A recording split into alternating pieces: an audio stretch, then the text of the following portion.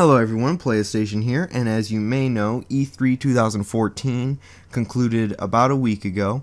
Many games were announced or talked about, and in this little video that I'm making today, I'm just going to be talking about the exclusive games or exclusive DLC / bonus content that was talked about at the Xbox press conference and at the Sony press conference, and we're going to kind of compare and just talk about what each game is about and maybe a little bit about how I feel about it or how it looks. And you are more than welcome to tell me how you feel about each game down in the comments below. So let's get started.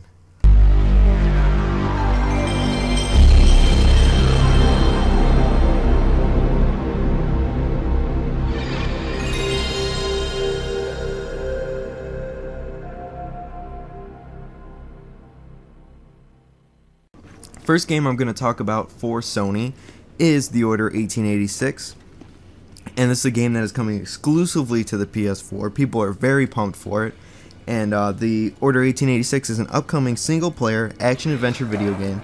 It's developed by Ready at Dawn and Sony Computer Entertainment Santa Monica Studio. The game is to be set in an alternative history London, where an old order of knights keep the world safe from half-breed monsters, these monsters being a combination of animal and man. So they start having this combination of animal and man people, and humans get scared, so a war breaks out, obviously. And despite the humans outnumbering the half-breeds, the animal strength that they possess gives them an upper hand in 2 centuries of conflict. And in the game you will be playing as 4 main protagonists. Each have a given name and an adopted name by one of the original knights from the centuries before, and you're going to be playing as them as you hunt down the half-breeds. So I'm really excited for this game. I think it looks really good. I'm a little worried, since I haven't really played it hands-on yet and there isn't too much hands-on gameplay with it, that it might just end up being mediocre. But you know, Ready at Dawn and Sony Computer Entertainment Santa Monica Studios haven't really let us down before.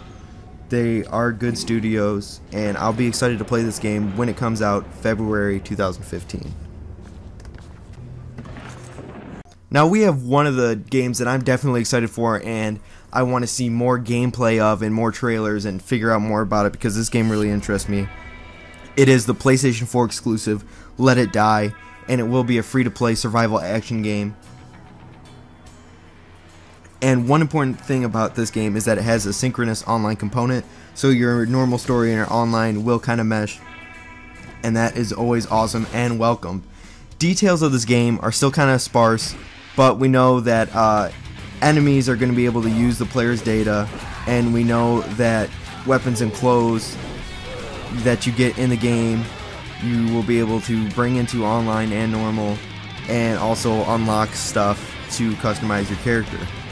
Let It Die is set to release in 2015, and Sony said in its press conference that the game is part of its push for free-to-play games. So, although you have to play online with, you know, PlayStation Plus with most games, developers and publishers still have the option to release free-to-play games.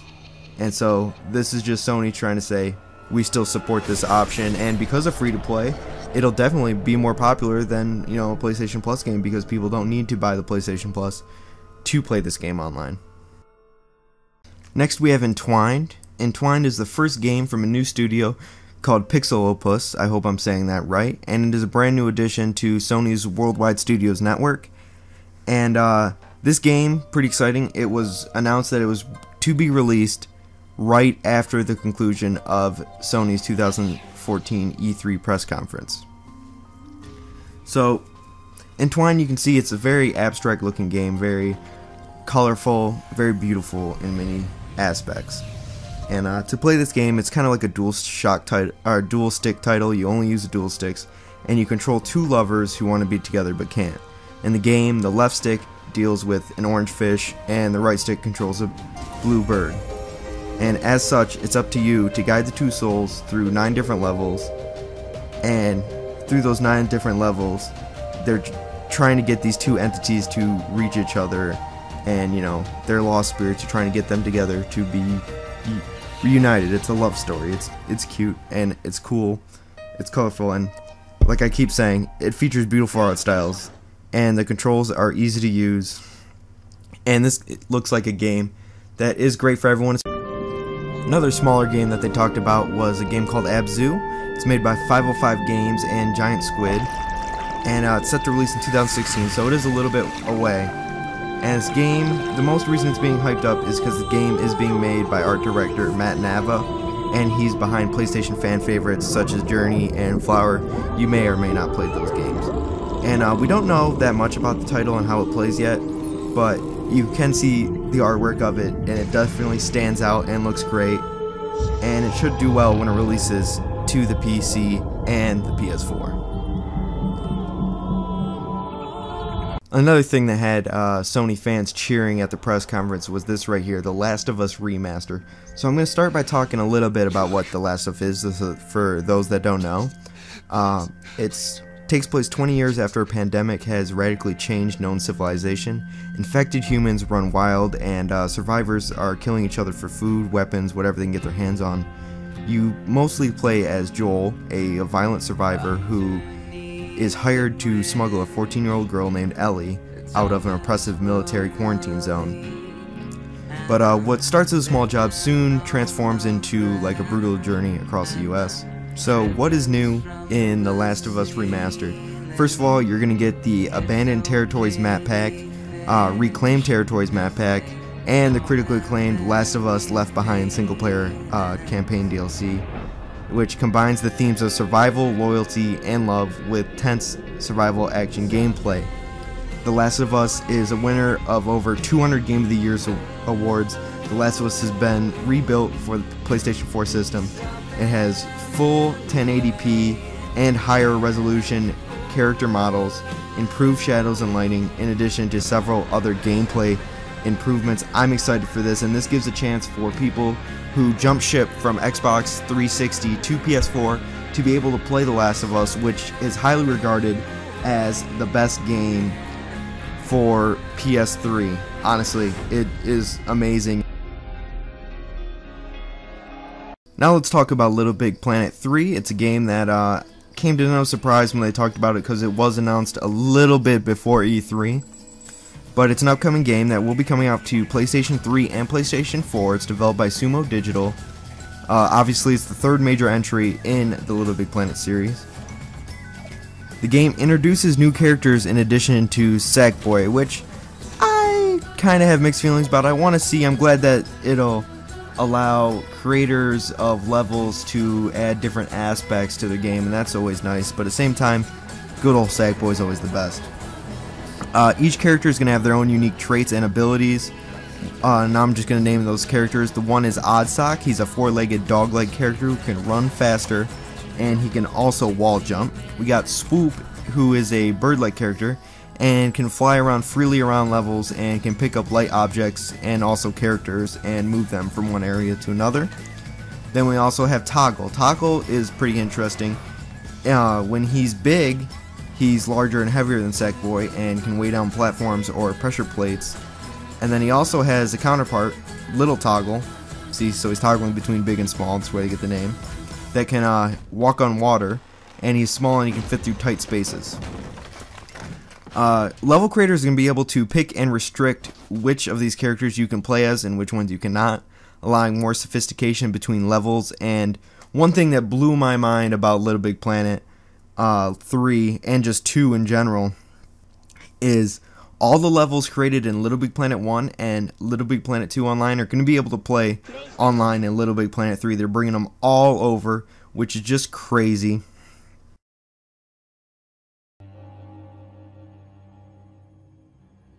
And here we have Bloodborne. Bloodborne is an upcoming video game from Sony Computer Entertainment Japan Studio for the PlayStation 4.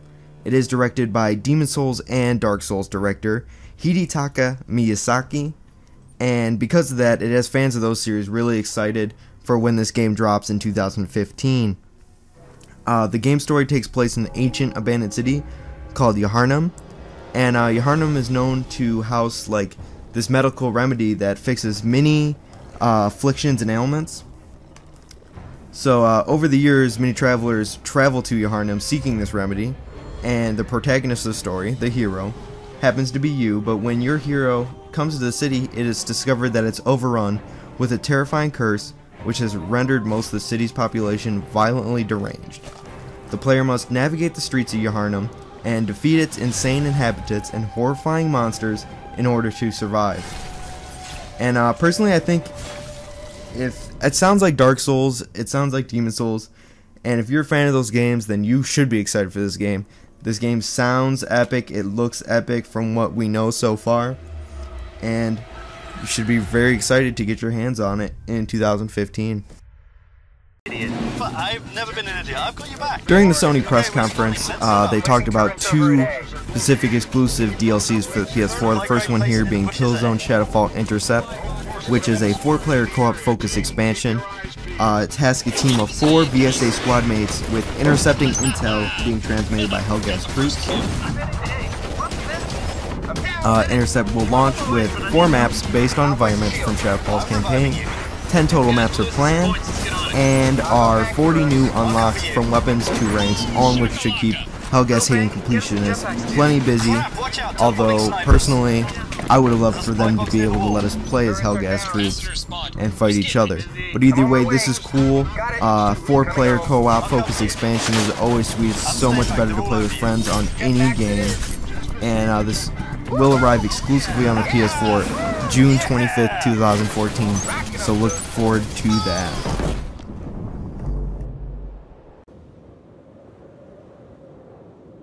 The second DLC they talked about that's coming exclusively to the PS4, and the one that I'm personally more excited for, is Infamous First Light. Infamous First Light is the first DLC for Infamous Second Son, and it is worth mentioning that it is a standalone DLC, meaning that you're not going to need Second Son in order to buy or play this DLC. In First Light, you're going to be playing as Abigail Fetch Walker, and you play during her transformation from a punk to a full-on conduit. Seattle is still going to be the stomping grounds for this game, but it's going to play completely differently than Second Son, as Abigail has her own set of powers that are different than the protagonist of Second Son, Delson Miles. Better yet, the oh-so-popular photo mode is making a return, and I'm super excited for this game to release on the PS4 in August. So, what do you think? Last but not least, I will be talking about Uncharted 4: A Thief's End, and I chose this to be the end of this Sony section because Sony chose it to be the end of their press conference. And in case you don't know, Uncharted 4 is Naughty Dog's beautiful action-adventure game, and it's great to see it's back after the first 3 were such a success. It's going to come out sometime in 2015, and it is believed by many, and it's probably true, that this will be the last Uncharted game, mainly because creative director of the series has stated in a few interviews that Naughty Dog wants the Uncharted series to come out on top, and he doesn't believe that the development team has any plans or want to create another Uncharted game. If this game is anything like the first 3 games, it's going to be great. It's very promising.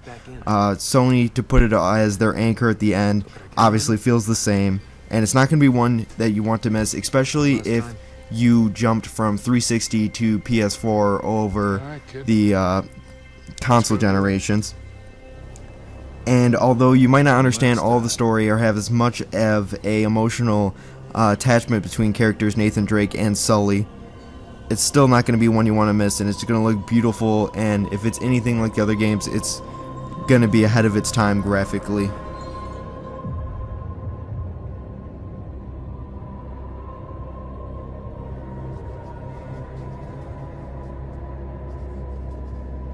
So that about concludes all the exclusive games for Sony's E3 2014 press conference. I think they did really well. I think both companies were neck and neck, though I'm getting ahead of myself. So let's just jump right into it. Let's talk about the exclusive titles that Microsoft talked about in their 2014 E3 press conference.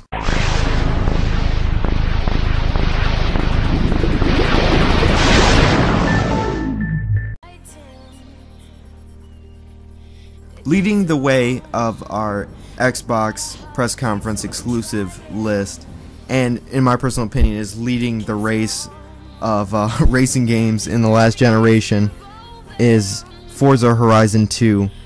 Players will be racing through a massive, wide-open world featuring dramatic weather and day-to-night cycles, being able to instantly connect with friends in an ultimate celebration of speed, style, and action-packed driving. You're going to be able to explore beautiful and exotic locations in more than 200 of the world's greatest cars, all created with precise detail in a stunning 1080p. This game's going to be releasing September 30th, 2014. It looks beautiful, and it's going to promise old and new fans alike a rush of adrenaline.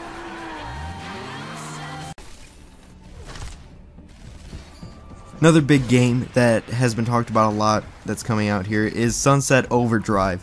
This game is made by Insomniac, which is the developer that brought us the likes of Ratchet & Clank on the PlayStation consoles, and it brings something new to the table, and it's only going to come out for Xbox.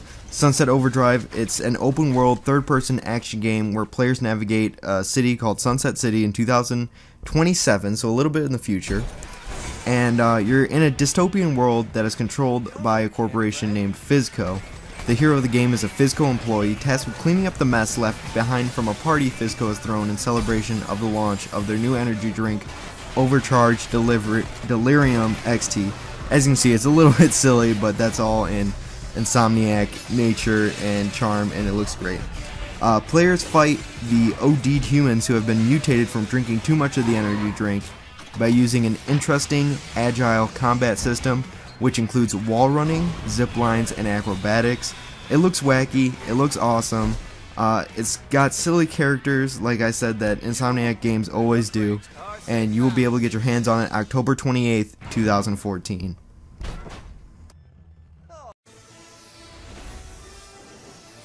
Here's a game that I think is really cool because it's not even a game at all, it's a game maker, and it's called Project Spark.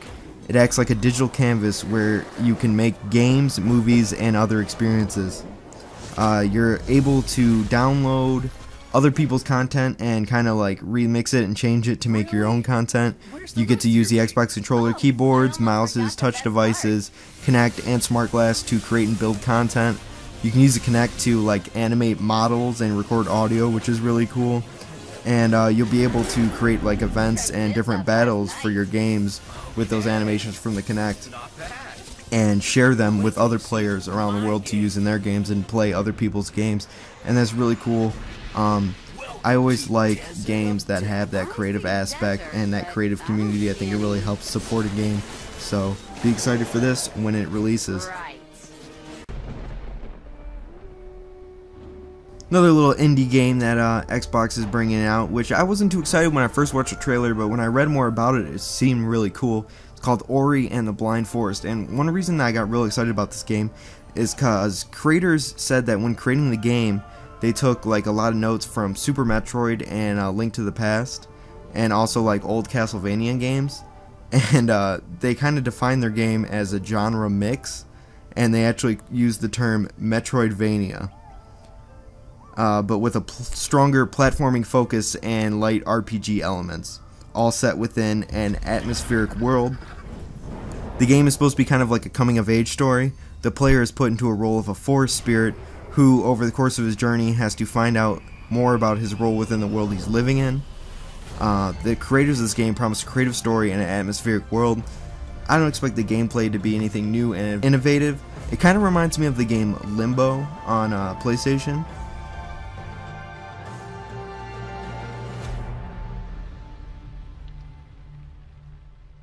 Next we have Dance Central Spotlight, which is the 4th game of the Dance Central series, and it's going to release as download only on the Xbox Marketplace. Like other games in the series, it's going to use the Xbox's Kinect to record your movements and mimics the game's routines shown on the screen. It offers 8 different routines per song and 4 difficulty levels, with a strength and cardio exercise routine as like 2 different modes. It's expected to release in September of 2014. This doesn't really get people as excited as it wants to be. I think Xbox is just trying to show that the Kinect is still relevant. But that being said, I have played Dance Central games at parties and stuff, and it's a fun game to play. So, I mean, it's not my favorite game all the time, but it's fun, so why not? Here we have a big one coming out just for Xbox. This is Fable Legends. Fable Legends is an upcoming cooperative role-playing game in the Fable series developed by Lionhead Studios only for the Xbox One. The game is set 400 years before the events of the first Fable, in a time where the Heroes Guild was founded. Heroes are common, but people are not really sure what a true hero can do just yet. The game is kind of based around this artifact. It's called the Moon on the Stick, which is kind of cheesy, but that's alright. And you kind of play as 4 different heroes that are hunting for this artifact, but you're also allowed to play as one villain. And you can switch interchangeably between which hero you play as, and the AI will kind of control the other characters in your absence. And the villain is pretty cool. The villain is able to spawn enemies, set how aggressive they are, have them lay traps, or try to separate the heroes from each other. And the heroes earn points just by killing stuff, but the villain earns points over time, which can be spent on units. And unlike other games in the series, this is kind of a dungeon crawler. There's going to be less villager interaction, but when you do have interaction with them, you're still going to be able to use expressions to interact with them.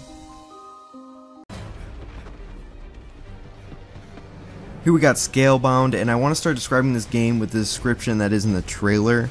That states Scalebound is the next generation from critically acclaimed developer Platinum Games and renowned game director Hideki Kamiya.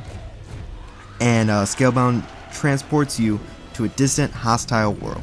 You'll come face to face with fearsome creatures, including a formidable dragon, and the bond you forge with this awesome predator will prove crucial to survive in both worlds. Basically, what I got from that text and this trailer is that your character has a bond with animals and other beasts, and you befriend a dragon, which is awesome. I mean, it sounds like a badass version of How to Train Your Dragon, and I'm all for it. There isn't too much of this trailer shown yet. I noticed that one thing with the Xbox press conference compared to the Sony one is they didn't really have as much certain dates on their games just yet, but what they do have announced looks very promising, and I'm gonna be all for this game when it comes out. Dragons are fucking awesome!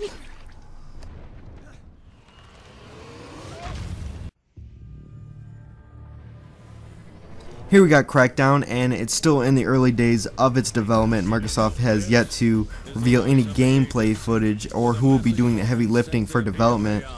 But one thing we do know is that this isn't Crackdown 3, although it is the 3rd installment of the series, and it's going to be a complete reboot. We know that it features co-op, and that as fans of the series should expect a new competitive experience. Game is the 3rd of the series that began in 2007, and it catches the eye and appears slightly unrealistic. But although it does look unrealistic, that's like a good thing. I'm not saying that bad, I'm saying that good. Like, if it's a little cheesy and you're like a freaking badass shooter, kind of like Crysis, I am totally for that. I think it looks awesome. Microsoft is reviving classic game Phantom Dust exclusively for the Xbox One. No release window has been given for this game yet, but Microsoft described the project as a reimagined version of the beloved classic with all new gameplay and graphics. Phantom Dust originally released on the first Xbox back in 2005, and it was a pretty unique offering that blended together cards, action, and strategy to kind of like earn a position as a cult hit.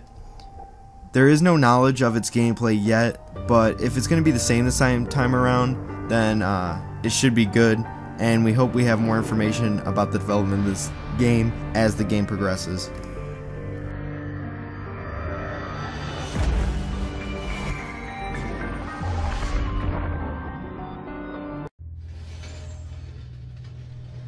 Now, just like I used Uncharted 4 as the big heavy hitter at the end of this list, for Xbox, that's going to be the Halo Master Chief Collection. It was announced at E3 and includes 4 core Halo games. We got Halo 1 and 2 that are remastered, as well as 3 and 4, and somehow they managed to fit all these games on one disc. Unbelievable. There are extras and improvements to all 4 versions that are like too long for me to list. Master Chief has become one of the biggest video game icons, and this collection is great for those who have bought an Xbox One and never played any Halo games, or veterans who want to relive the story. Digital Spy website has made a great article telling all the new improvements of this games, and I'm going to link them right here and also down below. So if you really want to see a whole list, you need to go check it out. It looks great. There's gonna be like, you can make like mission playlists if you want, like, you know, like PlayStation's badassest missions playlist, and you can play other people's missions. You can edit them. It looks sweet as hell. I kind of was expecting Halo 5 to be talked about, but they didn't talk too much about that at all. But it is hinted a little bit in the trailer. They kind of like meshed a Halo Master Chief Collection trailer with the Halo 5 trailer. But either way, I really support the Halo series, and I support Bungie. Halo looks interesting.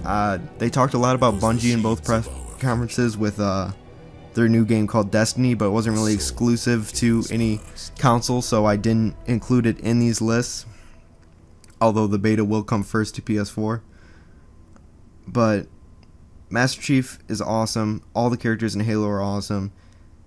They were like, this is one of those games that got me into shooters, the first Halo. Xbox One. And for them to make a Master Chief collection is just a smart move. I mean, this thing is gonna sell so much. So that about concludes this video about the exclusive games that were announced by Sony and Microsoft in their respective E3 press conferences. Please let me know how you feel about the exclusive games, which one's your favorite game, and I hope this video kind of helps you learn more about these games, because, you know, during the press conferences they only showed the trailer, and by the trailer you don't really learn that much about what the game is about, what is the plot, and how the game plays. So I hope this helped you understand more about the games shown at E3. As always, please like, comment, and subscribe. It really helps me out, especially if this video did help you out. And thank you for watching.